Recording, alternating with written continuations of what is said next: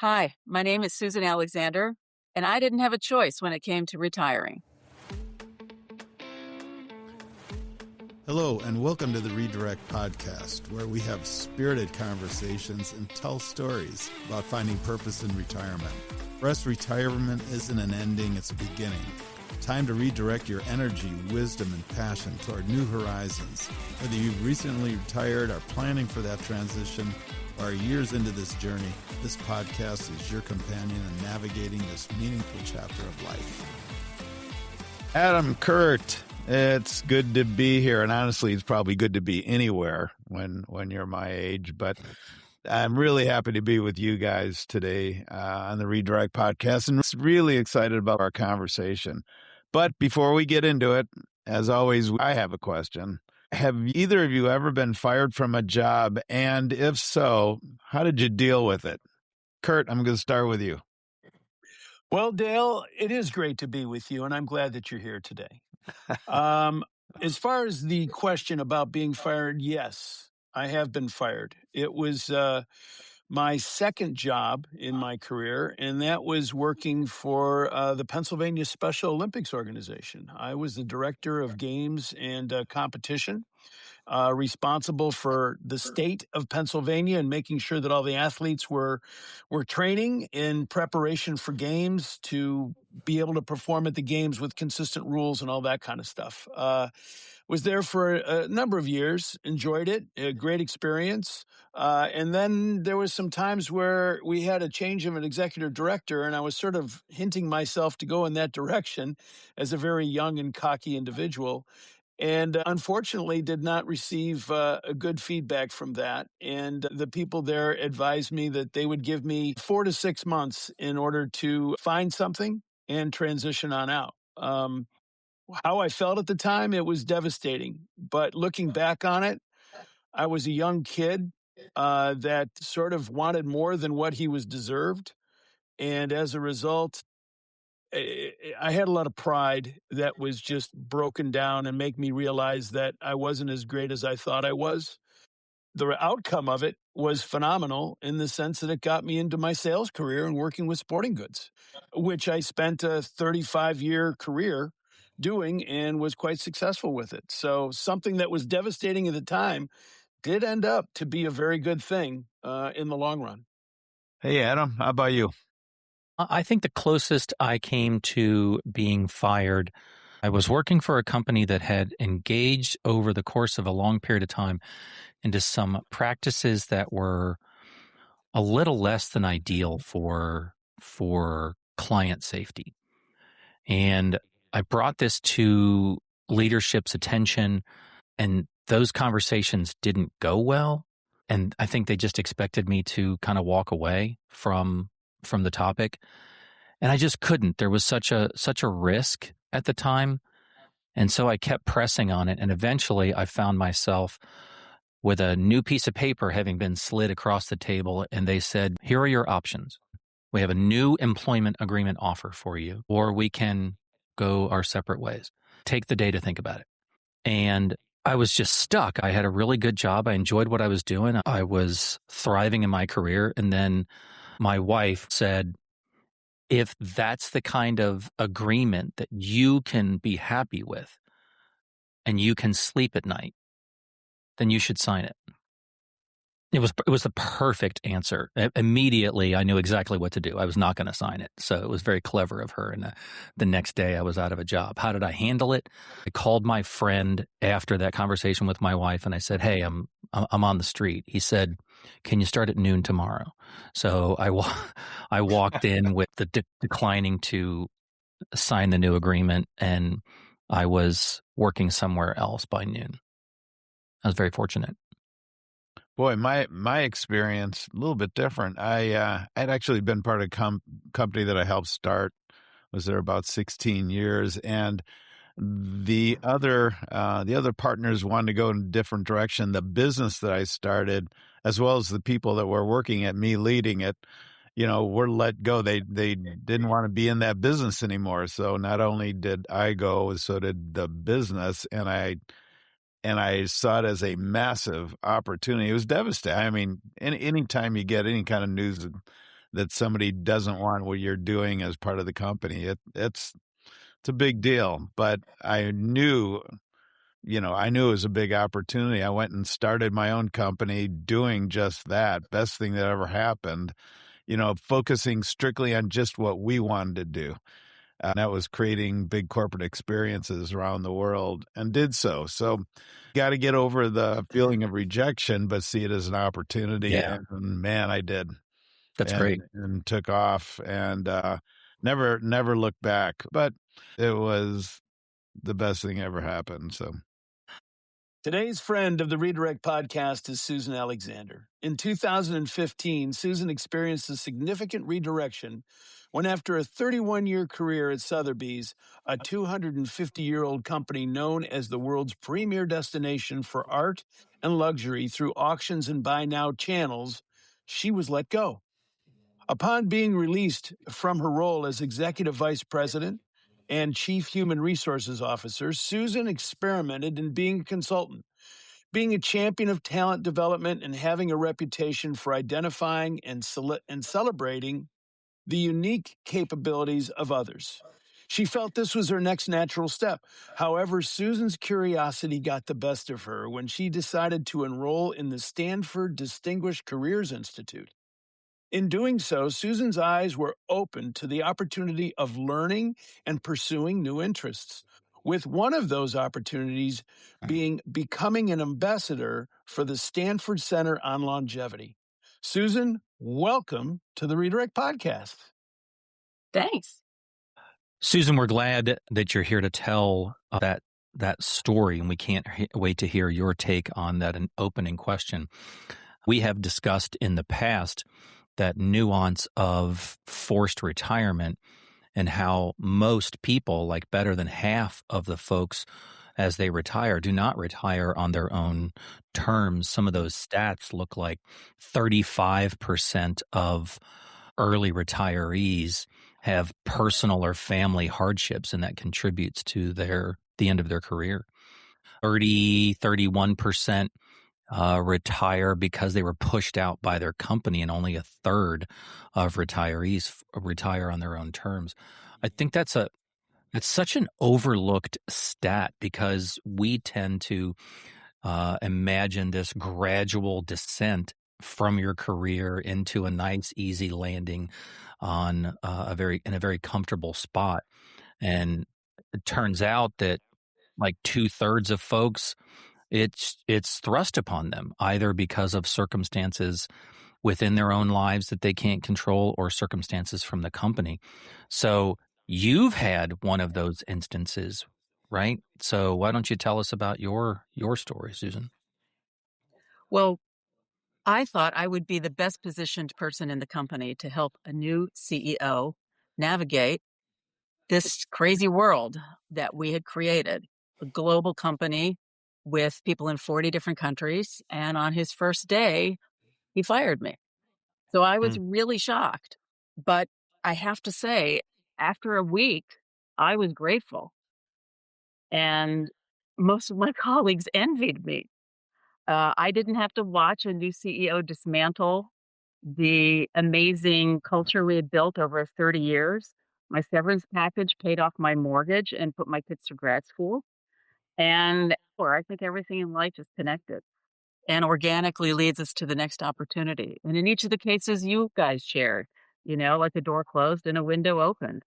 So, let me So- underline, this is a 31-year career yep, in one company. in one company. Yeah. So, rare. Susan, it sounded like you were able to recognize the benefit of it rather quickly. But going back, do you recall some of the feelings that you had personally about, as you just said, well, how could this person? I'm going to be the right person for them to help with transition, and then he or she didn't felt that you were a part of the plan. How did that make you feel? Well, I was stunned at first. And then I thought, okay, he's got to be an idiot because he doesn't understand Obviously. what I can do for him. Right. And I was scheduled the day after this conversation for a quick trip to California to meet some friends, one of whom was the chairman of our compensation committee. of the board, and I'd worked with him for many years. And of course, he knew that this was going to happen and he couldn't tell me. And he said, "Oh, Susan, no, no, no. I'm going to convince him. He doesn't understand. It's his first day on the job. He doesn't understand who you are, what you've done, what you can contribute." And I said, "Bobby, I don't need you to carry my water. If this guy doesn't get it, then after 31 years, I don't want to prove myself. It's just time to go." And then the whole world opened up. And looking back, I wish I'd been fired, 3 or 4 years earlier. So Susan, you have been a part of, 31 years, you've been a part of letting a lot of people go. And in your own experience, what one thing about what you had helped others do helped you through those first moments? Well, that's an interesting question. This fellow did like the worst job of communicating this that I have ever seen in my life. He couldn't even look at me in my eyes. He was looking at the floor. So I think just moving on, in my career, as I've had to terminate people's careers with the company, I've always treated them with empathy and with respect. Yeah. And many of those people are still very good friends today. Many of those people have given me opportunities in other organizations and in consulting organizations or recommended me. So I think the way in which you are respected in this process says a lot. Because he showed me so little respect, it was really clear that it was time for me to take control and move on to the next stage of life. And it was a release, a real release. What would you say that span of time was from coming to grips with the reality, hey, I just got fired, I'm starting to heal and mend a little bit, to realizing this is a blessing. This is a new beginning. I can't wait to find out what's next, or what's next is starting to find me. How long was that span of time? Well, I stayed for 3 months to wrap up loose ends and help him. And then I left. And I would say by the time I left, I was ready to move. And then I did all the things that I hadn't been able to do as a working mom, breadwinner, you know, commuter, traveler. And I just had a blast. I That's traveled. I went to concerts. I went to my kids' water polo tournaments. Um, then a whole bunch of health problems in my family cropped up, and I had the freedom to be there for everyone, to manage those, to be the caretaker. And then at the end of that, I started thinking, well, is this all there is? Is retirement just having fun, doing all the things that I've been waiting to do? And then I got a text from my son that changed everything. So you took time to travel, you did some things that you hadn't had time for, and then you said that your son sort of helped with things. What was that? What was that all about? He sent me a text that just said, "You'd think this was cool." He was a graduate student at Stanford, a TA, and he had this old guy in his section. And one day he said, "What kind of degree are you working on?" And he told him about the Distinguished Careers Institute. So in this text was a link to that program. And I opened it and found what I didn't even know existed and what I had been looking for. And it was a program, it's a year-long program for mature professionals to focus on exploration, renewal, their next chapter. And it fed into every single thing I could have imagined I would love to do. And when I thought about, well, what else could I do? Because it was expensive, and I had to apply just like any college student. I had to write essays and get Yeah. recommendations and have interviews. And I thought, oh, well, I could do an around the world trip for this. I could do this. I could do that. And I thought, there's nothing I would love more than to go back to school for a year. Had that entered into your mind at all? These programs were very new at that time. The Stanford program was only 4 years old when I heard about it. So when I got fired was like the inaugural year of it. So it didn't even exist as a possibility at Wow. that time. So the synchronicity of it was just amazing. And that really set me up for everything that came next. So when I think now, looking back, I've been retired 10 years, there were really sort of 3 stages in this process so far. One was those first years of, oh, I can do all these fun things, and now I have to take care of my family. And then what's next? Then there was the Stanford experience, second stage of exploration and excitement about my future and learning all the ways that I could imagine what could come. And now this is the period of transformation. So I was lucky because this was always encouraged in my upbringing. And I was a musician. That was my identity as a kid. That's what I studied in college.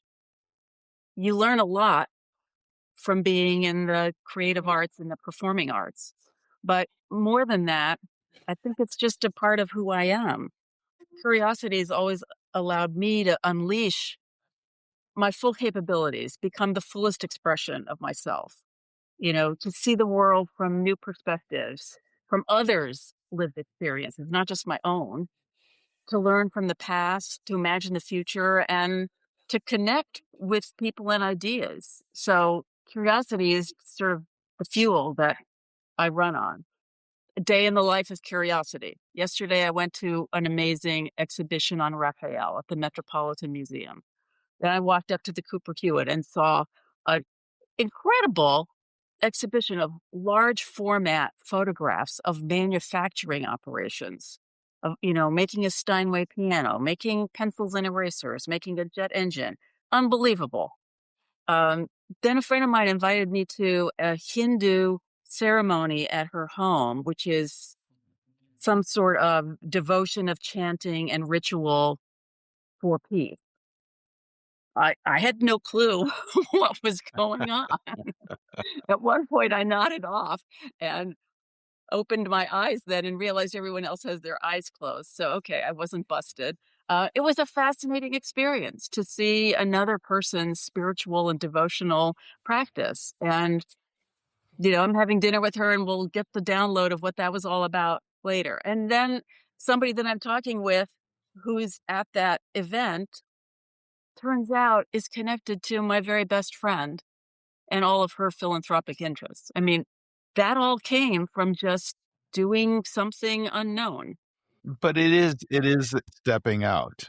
Part of that curiosity is just your openness to new things. It's also taking action to put yourself in situations where you can not only learn, but make connections, and it kind of broadens your world, right?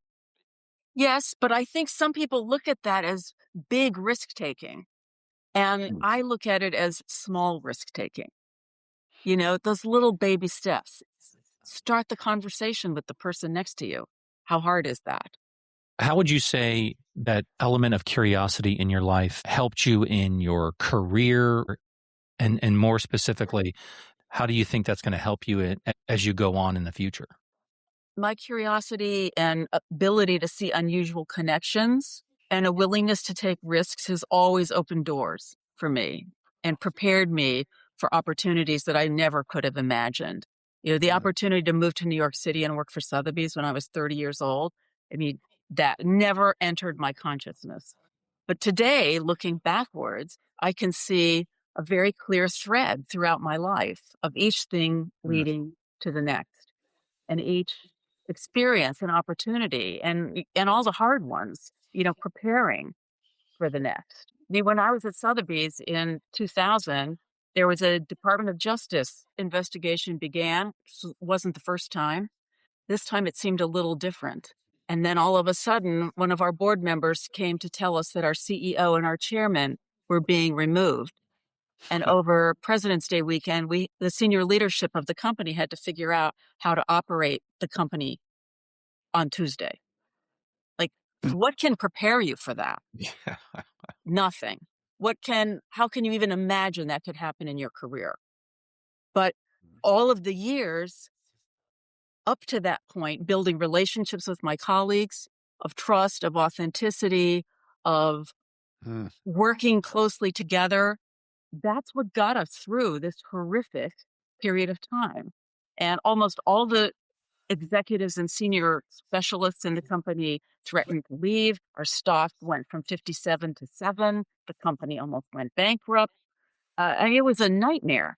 And our CEO ultimately pleaded guilty to a felony, price fixing for 5 years. 3 years later, we hit record profitability. So curiosity, resilience, authenticity, all those things for me go together in terms of who I am, how I try to weave the experiences of life into preparing for the next life opportunity or challenge. So, Susan, you mentioned about now you look back and you see this thread. When did that awareness of that thread existing emerge in your life? I think in my 40s, I started to realize and see the connectivity of everything. And I've always seen sort of unusual connections between people, between concepts, between ideas. But to see that in a personal context was a new experience for me. We will rejoin our conversation in just a moment. Thank you for listening to the Redirect Podcast. We appreciate your support. Do you love what you're hearing? Don't keep it to yourself. Follow the Redirect Podcast on Apple Podcast and Spotify and never miss an episode that inspires your next chapter in life's journey. While you're there, hit a 5-star rating, leave a review, and share your favorite episode with a friend who's ready for their own life pivot. And don't forget to join the conversation on Instagram at The Redirect Podcast. Comment, tag us, and let us know how you are redirecting your journey. Now let's get back to today's conversation. When you say the word risk, how do you overcome the risk component because of the potential fallout of saying that it's okay, it's all right to be risky and to move and to try new things because I don't know what else could happen? How do you settle in that? I guess it's like, what's the worst that could happen? I have never felt completely qualified for any job I ever took. But I always thought, well, if I'm the best candidate they can find, if this is the best they can do, I'll give it a shot. Like they're the one making the mistake if it if it blows up. What can they do? Fire me? Yeah, but what's the worst that can happen? And I had a lot of experiences in my earlier decades where I took risks and they paid off. And things that I didn't even realize at that time were risks. Other people told me that they had been risky. I just thought, well, in a naive kind of way, they want to know what I think. I'm going to tell them. I mean, I did an internship at General Motors during my MBA program where at the end of the program, we had to give presentations on our summer experiences. And I talked about what it was like to see their organization through the eyes of a musician. And I played my violin at General Motors. That then turned into so many different things that made my head spin. It was a bad idea, a good idea, a bad idea, a good idea. And at the end, my boss asked me to make him a promise before I left. And I said, anything, you've given me such an opportunity. And he said, promise me you'll never work for General Motors. And I was shocked. I thought, oh my gosh, this has been a real mistake. And he said, no. He said, they'll say whatever it takes to hire you, but you don't belong here. You need to find somewhere where you can bring your full self to work, where you will be celebrated for your capabilities. And that is in General Motors. So your job is to find that place. And it took 10 years, but I found it at Sotheby's. And then I stayed there for 30 years.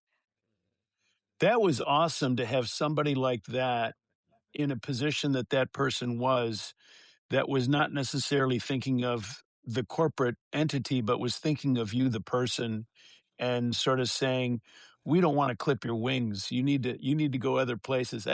That's a tremendous advice. And I think I love the point that you made, Susan, for everybody out there. taking risks can be just a little risk. Go ahead and get experience taking risks. You do have to be a little bit par crazy. And I think you've got to have a confidence in yourself and kind of knowing a little bit about yourself. And the best way to do anything is to go do it and get some experience with it. And the bigger risks become easier when you've done some of the smaller ones, and they either paid out or not, but you learned. You'll learn something. And I think that has application for people approaching retirement or in retirement, that it's okay that there's risk. It's okay that it might not work out. It's okay that it might be a complete failure. But there's also a chance at success. There's also a chance at growth. There's also a chance at you stepping into something you couldn't even imagine. But like you said, Dale, stepping out, and to complement Susan's take on risk, if you're still breathing, you still got a chance to do something impactful. So why not? So Susan, talk about some of those opportunities that happen once you really kind of got a little clarity. You went to Stanford. Talk about those opportunities that came up because you did take a little bit of risk. Well, I moved across the country to Palo Alto and sat in classes with some of the smartest kids in the world in Silicon Valley, like way out of my comfort zone. And, I found all these we could take any class that we wanted on campus, and you name it, I took it. And I found the most interesting synchronicity at the end of a semester of how all these different classes connected with each other and what I was learning and how that was changing the way I was thinking about my future. I took classes at the Longevity Institute. So Stanford has a longevity center that's focused not on how much longer can we live, but on the fact that we are living longer, but we don't have structures that are built to support this. Our social security system, our education systems are not designed for 100-year lives. If you could design education all over again, would you really spit out at age 18, try to figure out what you're going to do, get some kind of professional training for 3 or 4 years, and then stop learning? Like, of course not. That makes no sense. But in every domain of our lives, we are still stuck with old-fashioned structures that don't actually help us thrive. So being made aware of these kinds of concepts, I hadn't even thought about these things before. So when I left, I applied to be an ambassador for the Longevity Center. And now I'm part of a community of people that work to socialize the work that the center's doing about scientific discoveries and tech advances and behavioral practices. So these century-long lives are healthy and rewarding. I answered an ad to be a mentor for the Dalai Lama Fellows Program. Never heard of that program. It's a group of young social entrepreneurs around the world who are selected every year, 15 to 20 of these. And they go through a year-long curriculum, not unlike my year-long Stanford experience. And then they get a mentor to help them with their project and a mentor to help them develop their own wellness practices. So I'm a project mentor, and I now have this unbelievable stable of these bright young things from all over the world who are pursuing all kinds of interesting projects in their communities. And they keep me young. I see the world through their perspectives, from someone in India, from someone in Nigeria, from someone in Poland. Never could have imagined that. And the Stanford program was actually created by the former dean of the medical school as his retirement passion project, based on the research from both the medical school and the longevity center, and 3 pillars: community, purpose, wellness, define this program. And at the end, sort of, if you fill up those 3 buckets in your life in a way that's meaningful, you're going to have a great next chapter. So I got stuck there during COVID and went online like every other student around the world, which was an experience I wasn't expecting. Then came back to the East Coast during COVID and had the opportunity to try to put all that in practice. How do you do that with the constraints of COVID? Ugh. And so even that was a laboratory for this Stanford experience that was completely unexpected. You explained to us and how you were working with a lot of young people, and obviously you've had more experience than them in the work world and such. Was there a generational difference in how you guys worked together? Did they recognize you and your value, and did you understand where they're coming from? Talk me through a little bit of that. Well, mentoring is probably the most personally rewarding thing that I have done in my career. And being at Stanford with all these incredibly talented young people, I realized that that's my superpower. And on campus, I started a mentoring program between my program and the Women in Business Club, and connected people in my program with students who were looking for that kind of uh, assistance. What I find is that they treat me like a peer with a lot more experience and wisdom. And I love that. I love learning about the drama of the intramural basketball team on campus and the parties that they went to. And I love, it makes you feel like you're 18 again. And at the same time, you've got, 50 years of collected experience and wisdom that they are dying to tap into. So I feel that I have received much more than I've actually given in these relationships, but they are so grateful for the help, especially these young people who are around the world in situations where they do not have access to the kind of networks that we take for granted and the life experience that we take for granted at this age. They are so grateful to have someone that they can speak to as a peer, but brings so much experience and wisdom to the table. Are these opportunities that you've mentioned, were they something that you purposefully went out and searched, or was it more of an organic type of thing that appeared to you and then you decided to follow through? Much more organic, but I'm always scanning the landscape for interesting opportunities. And then I apply and, the magic happens. When you went back to the East Coast, and I love the idea of community purpose and wellness. What did that look like for you in practice? What was unexpected is that I came back during COVID. So it's one thing to intellectualize what this could look like in Uh-huh. your next life. And then all of a sudden, your next life is completely different. So for me, I became part of a yoga community of my Stanford friends. And we started this for 40 days just to sort of get through this crazy thing called COVID. And we kept extending and extending. And we just had our 6th anniversary of practicing yoga together. And we tune in on Zoom from wherever we all are in the world. And we're in California and the East Coast and Europe and Asia. And I now have a yoga practice. Didn't see that coming.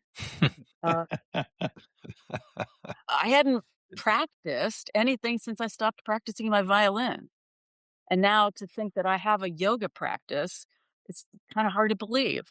Um, I started a strength training class based on another friend's recommendation from Stanford. So that's now a part of my life. And I also have found that having some anchors at this part of our lives are really important. So in our schedules to have things that we plan for so we know what day of the week it is, uh, it's really helpful. So So yes, I filled up my community bucket with my yoga community, even though I couldn't go anywhere and have a physical community. And at the same time, that also sort of filled up a wellness and a purpose bucket. And then I started the mentoring. And I also mentored a young man in a global competition at Stanford. And he was a kid from Nigeria, and he won first place in this amazing competition. And so I've been mentoring him for the last 5 years and just raised $80,000 so that he can go to Stanford, and he got accepted to graduate school. In the mentoring practice that you had with this student, fascinating story. What was it that you brought to him, around how you mentored him to success and getting him to where he is now? At first, it was about his project and helping him with his pitch Yep. that won the competition. After that, it was about giving him hope Mm, and giving him a mirror to see just how remarkable he was. There was no one in his life that was doing that for him. wow. I went back to Stanford in 2023 after COVID to finish my program, and I brought him on campus. So I flew him from Nigeria to Stanford. I paid a kid to let him stay in his dorm room for a week, um, and organized all kinds of things for him to do on campus. And his head exploded. I mean, Wow. here was a guy who'd never left Nigeria, and all of a sudden he parachutes into Stanford. And it completely changed his life and his view of what was possible. And since that time, he's won so many different awards for the work he's done. He just won the Future Africa Award for education, Sure. which is like the Nobel Prize for Africans under 35. He's just been admitted to the Dalai Lama Fellows Program for next year. Like, Wow. now he's trying to get a visa, but who knows if that will be even possible. So Um, the thing I love about this story, Susan, is the impact that you're having on him. We're worrying about, how do we going to manage ourselves? If we can reach out and start serving others, think of the impact that you can have. And just hearing you talk about that in what you did, enrolling with him through all of this, is inspiring, very inspiring. but what I've found in the mentoring is my sweet spot is finding these extraordinary young people at an inflection point in their lives when I can really make a difference. Uh-huh. And most of the people that I have worked with through the Dalai Lama Fellow Program have made very dramatic career shifts in our work together. And I think that's my superpower. That's great. Yeah. Susan, I want to bring something to full circle here. When we had a conversation prior to recording this episode, you shared with me that you had a very dear friend call you that just lost her job and she needed to be with you. And you spent some time together. Not talking about the particular instances of the situation and everything, but what did you say to that person, or what advice did you give them? Because it's sort of cool how you've talked about yourself being let go and all these wonderful things that you found. And now here somebody shows up at your door and says, I need a hug. How did that go? Well, I made her a nice dinner, gave her a glass of wine, made a special detox foot bath for her. And then we just talked, and she shared how she wishes she had more close friends at this time and doesn't really know how to make those friends. She's 58. She knows that she will be subjected to age discrimination in the workplace. She's extremely talented. She used to work for me. We talked about what's the worst thing that could happen if she doesn't find another big corporate job. And we talked through different scenarios. I just made her feel loved and listened to and gave her hope and confidence. And I just think that's being a good friend. That, Mm. we all go through transitions, and many of us don't recognize how many transitions we're managing at the same time. Mm-hmm. I was lucky enough to find a class and take an online class in transitions during COVID, sponsored by the Modern Elder Academy, which is a great organization. I don't know if you've spoken about in other podcasts or not, but a terrific resource. And they have a wonderful paradigm to think about all kinds of transitions. The more that we understand and process those, the the better we get at doing it. I really appreciate your approach on curiosity. I would like to think of myself as a naturally curious person. And I think to some degree, curiosity is a natural trait. We could have a long conversation about how much that can be learned and how much it can be discovered in yourself, or how much can you draw out of yourself a curiosity going forward. But for those folks who might be stuck. They found themselves out of a job, or they chose to retire and they didn't really have a launch pad planned for what's next. And they find themselves on the couch and they have watched everything on Netflix. How can someone awaken a curiosity in them, or what could be the first steps towards starting a journey of curiosity? Well, I think there are so many resources available to us these days. Once you've finished all those Netflix series, um, go look for some videos and workshops about the things that appeal to you, or find a mentor or a coach or a psychologist if you're working through particular issues.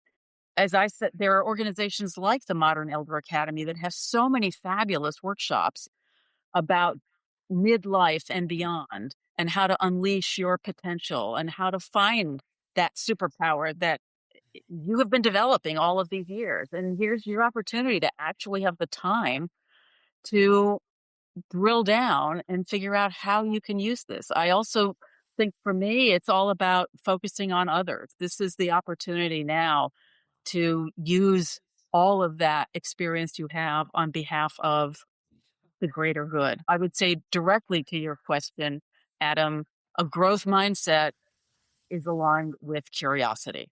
You know, if you can see the fact that this life journey, we're always becoming, we're always changing. Now we're retired. Okay, well, we're not going to be the same next year as we are today. It's all a journey. I'm just so grateful that I have the opportunity to be on this journey. It's Mm. like life's a great adventure.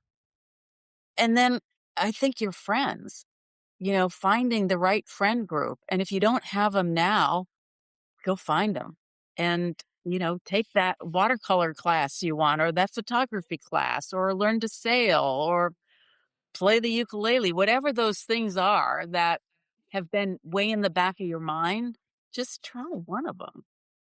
You're encouraging. Thank you so much. I appreciate you. You're getting me fired up. I understand now why you are a good mentor. You're inspiring. Your story is one that has brought you to this point, and I thank you so much for taking the time and inspiring us all, Susan. Thank you.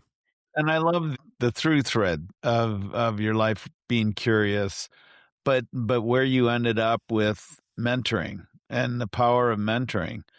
I think that's just one that is just out there for so many people, but you're going to have to make it happen. You're going to have to take a little risk. You're going to have to take those steps. You're going to have to go, look for the places where people need mentors, schools, universities, two powerful things. But I think it's fascinating, but we do have the opportunity to reach out and use that curious, that risk-taking step. Susan, thank you so much for the time. Thank you for sharing your story and your experience with us and your story of resilience. And we really appreciate you joining us. Interesting to hear that through all these transitions that happen in our life, like being fired, they're devastating potentially in the moment, but they end up turning out to be a blessing. And thank you for sharing your story on that as well. Very, very, very appreciative. Well, if I could end with one thing, Please. On my last birthday, I went to a jazz concert and heard a song that the lyrics were just so perfect for me that I've adopted as my motto. I'm in love with my future. Can't wait to meet her. Love Billie it. Eilish. You got it. Love it. Yeah. Curt, you're very relevant. So relevant. It's a good song, Dale. You should listen to it. I should. Susan, we really appreciate you taking the time to join us today. And thanks for joining us on the Redirect Podcast. A big thanks to the University of Cincinnati's 1819 Innovation Hub for allowing us to use the eSports recording studio to record today's podcast. Catch up on all the Redirect Podcast episodes on Spotify and Apple Podcasts. To begin your redirect journey, head over to redirect-u.com. Want to connect with the Redirect team? Feel free to email us at info@redirect-u.com. Remember, there's purpose in your life, so find it and go do something about it. Hey, I've got one more comment. The Redirect Podcast is presented solely for educational and entertainment purposes. We engage in an open, honest conversations about personal growth, life transitions, and the lessons we've learned through our own experiences. While we speak as experts in our own lives, we are not licensed therapists, medical professionals, or certified coaches. The content shared on the Redirect Podcast is not intended to be a substitute for professional advice, diagnosis, or treatment. Always seek the guidance of qualified professionals for any physical, mental, or emotional concerns that you may have. We're grateful to share this space with you and hope that our stories inspire reflection and connection. If you're in need of more support, we encourage you to connect with a trusted professional who can help.